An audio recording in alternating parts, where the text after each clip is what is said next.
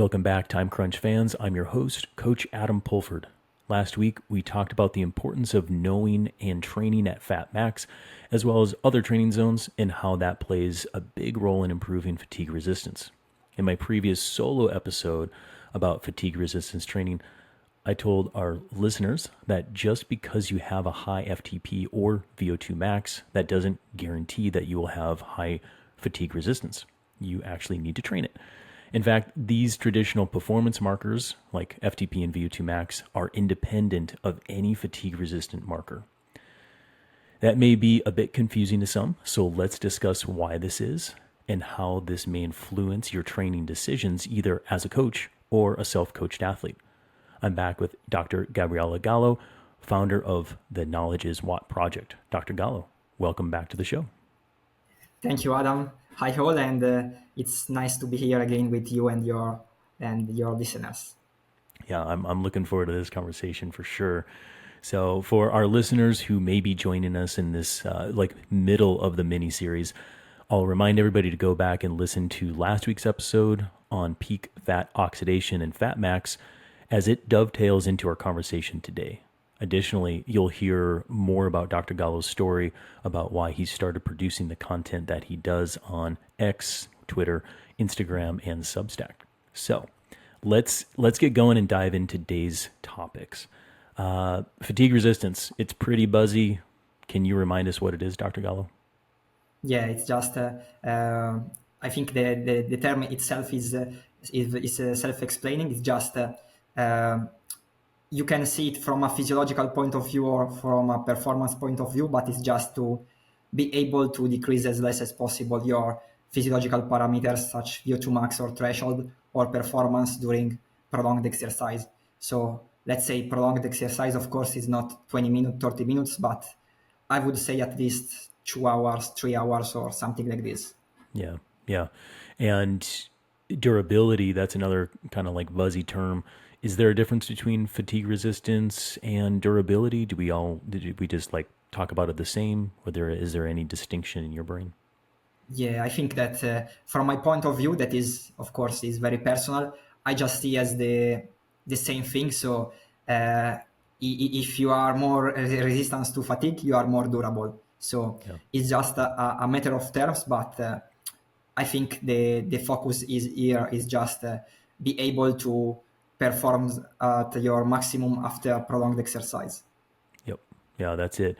And in that previous episode, we might talk about it today, but that prolonged exercise, it's couple hours like we talked about, and I would say a couple hours at certain high aerobic rates, which we can correlate to kilojoule expenditure before you have to do a high intensity effort. And when I'm working with my athletes, I usually identify specifically what that kind of a prolonged duration may be at certain work rates or rates of kilojoule expenditure, and then I'll test their intensity at max in order to see how durable an athlete is. From the research and stuff that you're seeing, Dr. Gallo, would you agree with the general concept of, yes, there's a certain amount of kilojoules, and then we test, and then we see durability? Yeah. I think that if you want to test durability in an accurate way, you have to standardize not a lot of things, but a few things. So, as you said, a very common way to classify durability is just using kilojoules or kilojoules per kilogram benchmarks of works done, and then see the decrease of performance between after kilojoules spent and rested state. But I think that, as we all know, these kilojoules can be completed in very different ways. So let's say that we want to use, 3,000 kilojoules as benchmark. And you can complete these kilojoules with a very long ride at low intensity, but you can complete these kilojoules also with a shorter ride at a higher intensity. And some latest researches are showing that you cannot use interchangeably the two protocols to test your durability. So specifically, durability So performance is more compromised if you perform the same kilojoules with high intensity work compared to lower intensity work and longer duration. So one thing is that I would suggest to design your own durability testing protocol, not using only kilojoules, but a specific duration and intensity. And for intensity, I would say not absolute intensity. So, for example, not something like 2 hours at 180 watts, but stick with relative intensity. So, for example, 2 hours at 90% of your forced threshold, so forced lactate or ventilatory threshold. Because the thing is that if you stick with absolute power in the protocol, in the fatiguing protocol, if you improve your force threshold, then the protocol is not the same anymore. You are riding easily in the fatiguing protocol between rested state and after prolonged work. So this is the first advice about the protocol. And I think one other thing is also to standardize nutrition during the test. So we know that if we, I think we said this in the last episode, that carbs availability is linked to durability. So if you ingest carbs during the fatiguing protocol, you are likely to score better in the test at the end of the fatiguing protocol. So just also standardize the amount of carbs that you are ingesting during the fatiguing protocol. So let's say, I don't know, 40, 60 grams per hour, but stick with the same if you are testing many times durability. Yeah, that's beautifully stated, and as it should be from a doctor in physiology and research. In my last podcast, I did talk about generally using about 85 to 90% for that intensity parameter, a couple hours, then testing the durability. So I think like what you just said, Dr. Gallo, like that was a perfect summary and probably better than I described it in any other time in my life. So for anybody who wants to do those protocols, just listen to what Dr. Gallo said about that. And I think that to improve your performance, especially when you are racing greater than 2 hours, people do need to start tuning into this rather than just high FTP and high VO2. However, what I want to do is kind of pivot a little bit because I'm like, we're so hot, we're so like pushing fatigue resistance training, but to think about it in a different way, in an unbiased way. Question to you, Dr. Gallo: does everyone need this? Can everyone benefit from durability? Yeah, of course, that's to. It is a very good question to stay focused on what is more important and what is less important. So, Right. I think that generally, even if durability is very interesting and important for people with competing in very long duration competitions, it's only one of many things. Because of course, if you have the highest durability possible, but your FTP or VO2 max or lactate threshold is 30% lower than your opponent, even if the competition is 4 hours, it's very difficult to you to race against him. So, for example, to exaggerate this concept, let's say, I don't know, but let's say that the Tour de France champion decreased his performance about 10% after 4 hours in zone 2, and you have the same performance after, let's say, you have 150 watts less at FTP compared to the Tour de France champ. Even if you have the same performance level after many hours of exercise, you are not going to win against him. So just to understand the real importance of durability, and it's not all. We start with traditional model like FTP, VO2 max, and thresholds, and then is the, I don't know what is the English term, but we in Italy we have a common term that is like above on the cake, the last part of the cake. Yeah. Like the cherry on top of the cake, or the like kind of Yeah. the the roof of the house, or the peak of the pyramid.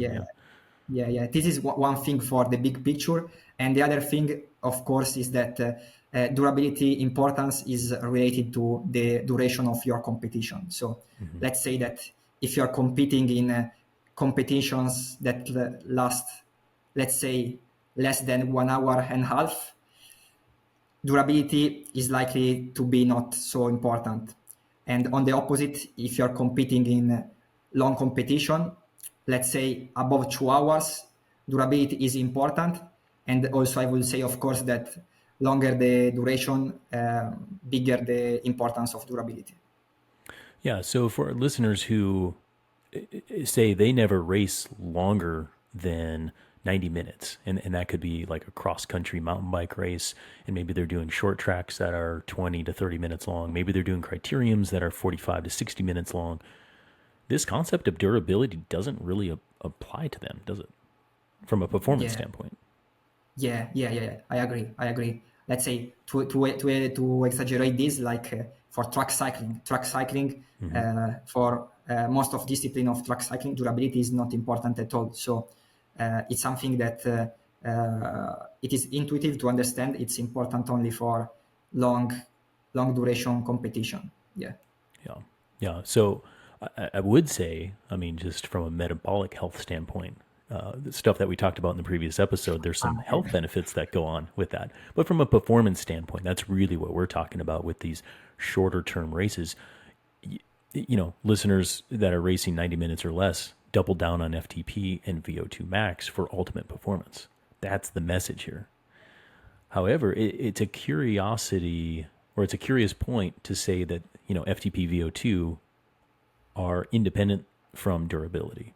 So, question to you, Dr. Gallo, why is that? And you kind of alluded to it before, where saying that you could actually improve FTP, but then your durability may go down. So, could you talk about the inner workings of how these independent factors work out?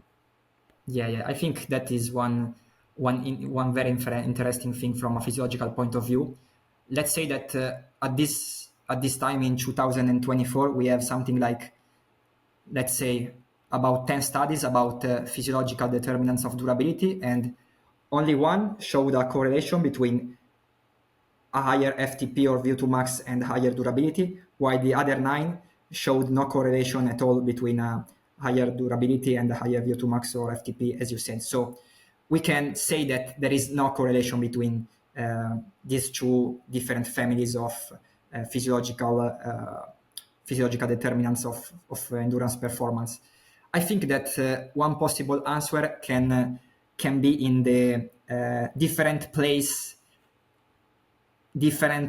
let's say, physiological mechanism behind VO2 max and FTP and durability. So in my understanding, the main determinant of VO2 max and FTP and thresholds are the ability to produce energy with the aerobic pathways. So much energy as possible in the unit of time. So as much as power as possible, using mitochondria, using hemoglobin, using stroke volume. So using all the aerobic system.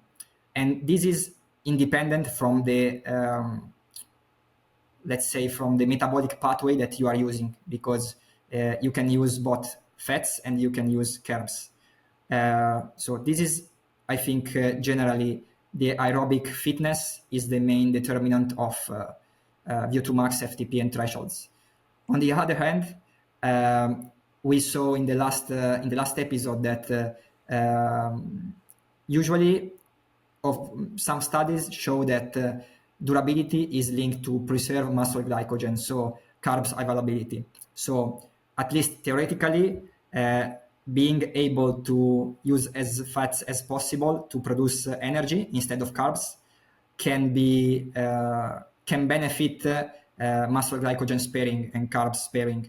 So to make a resume, let's say general aerobic pathways are more linked to VO2 max, FTP, while the ability to use less muscle glycogen as possible and to preserve its level is more linked to durability. So it's like aerobic fitness against different substrate utilization and muscle glycogen saving.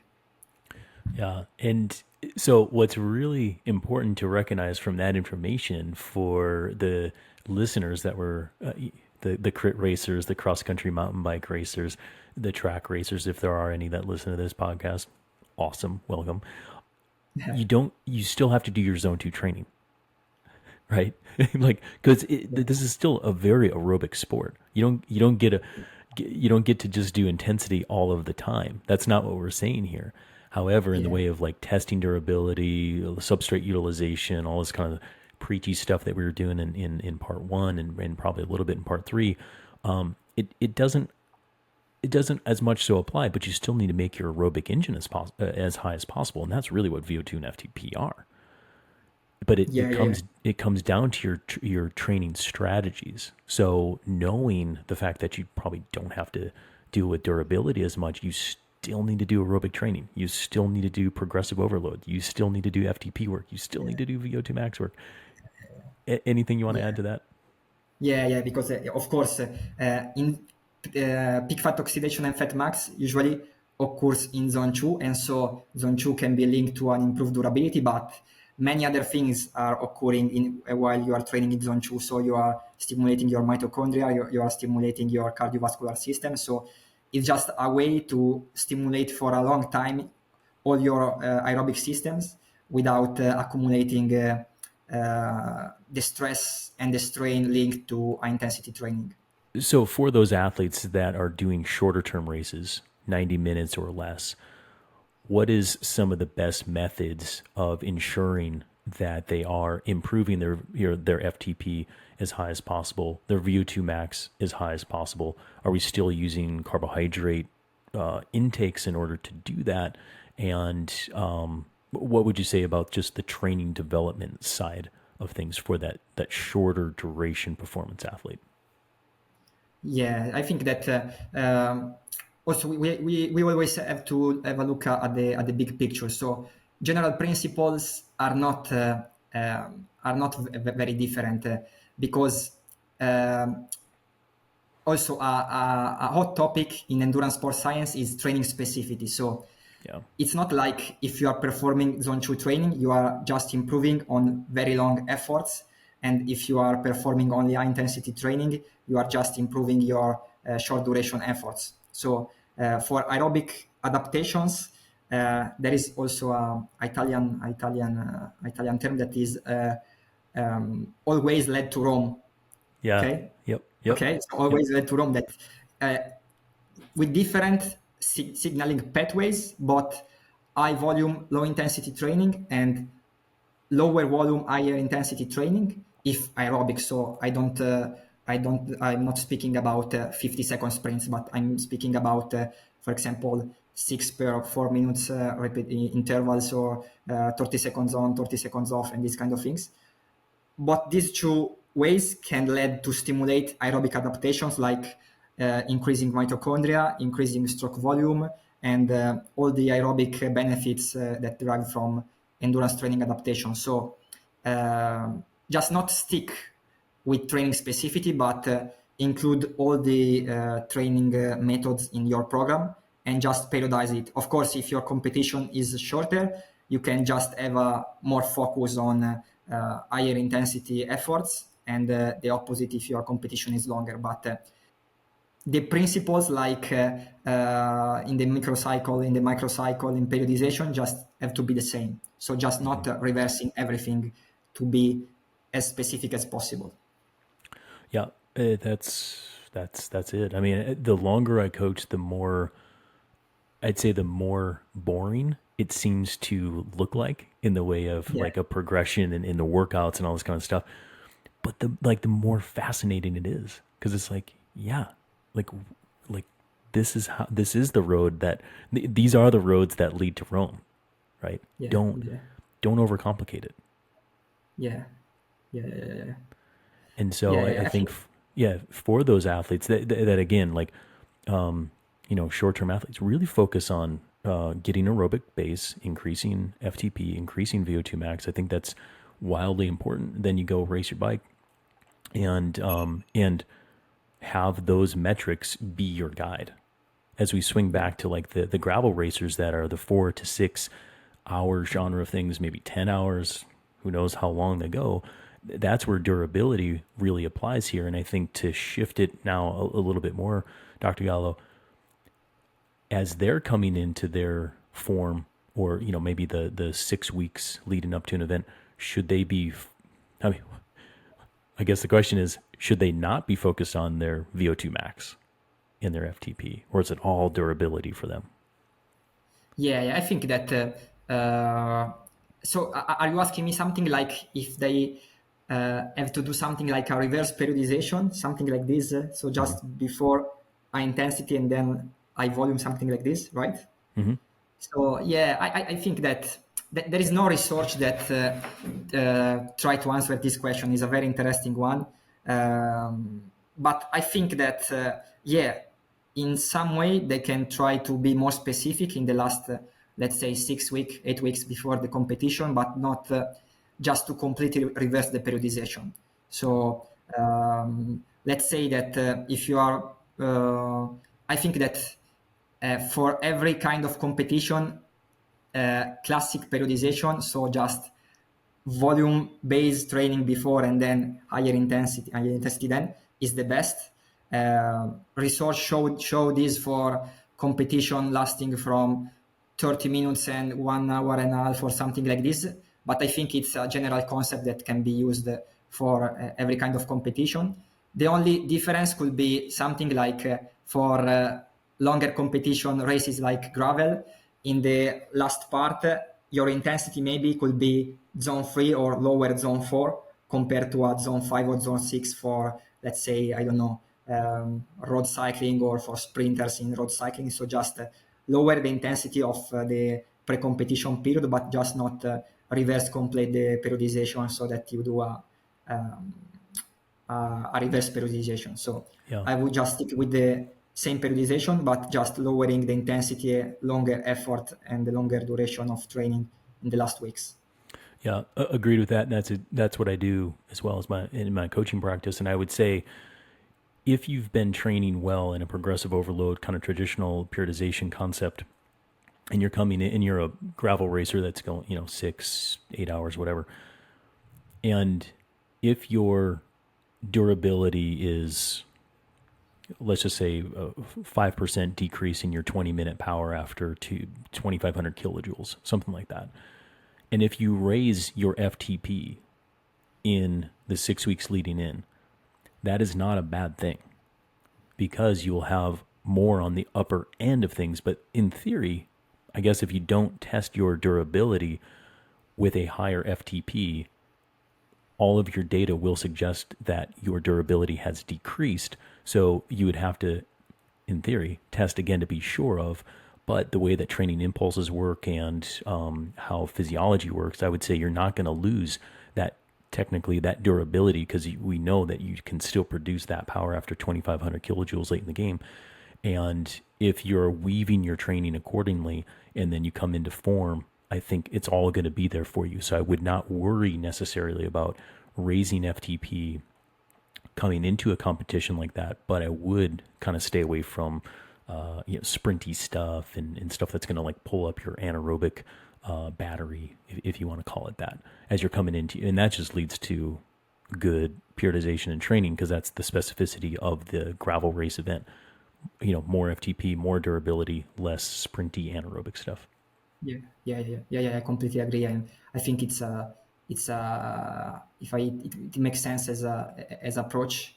And another thing that I was thinking is that I have a paper about training strategies on this kind of things that is not already online. So we just perform the research, Fun. and we submit it to the journal, but it's not still published. And maybe it could be interesting for the listeners. It is just we took two groups, so let's say A and B, and they trained for 4 weeks, and the two groups were matched for total training volume and time spent in zones. So globally, the training was the same, but the things that differed was that group, let's say, first group performed high intensity training at the end of low intensity training, high volume sessions. So let's say they perform 1 hour HIIT sessions after 3 hours of training before the force threshold,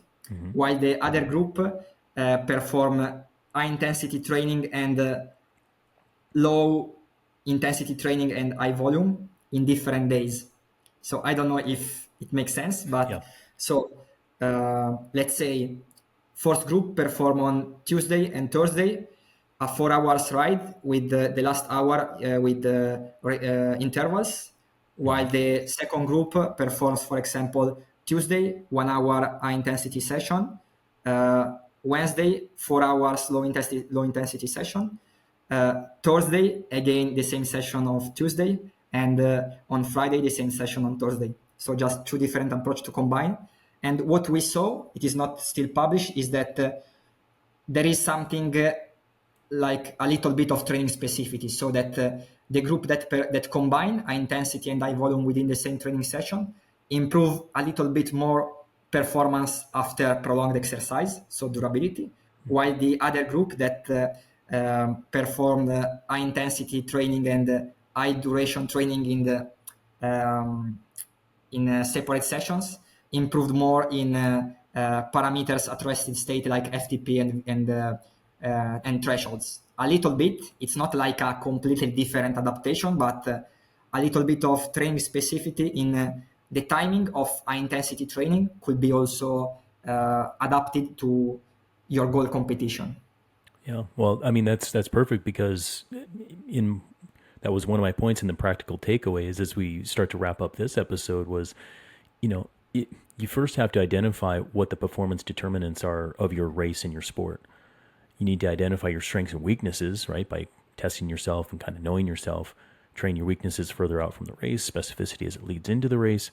But what I was going to say is, if you determine that durability is not going to be part of your training strategy, you want to train yourself in a rested state, meaning not fatigued state, for the higher quality or higher intensity interval training, zone 4 and above, threshold, FTP work, VO2 max work, in order to get the most training adaptation so that your FTP and your VO2 max will be the highest as you go into those races that are anywhere between super short to 90 minutes in duration. Yeah. It makes no sense to train in a fatigue state for athletes that are racing that short. Those are the practical takeaways, and I'm super stoked to hear that your latest research also validates that.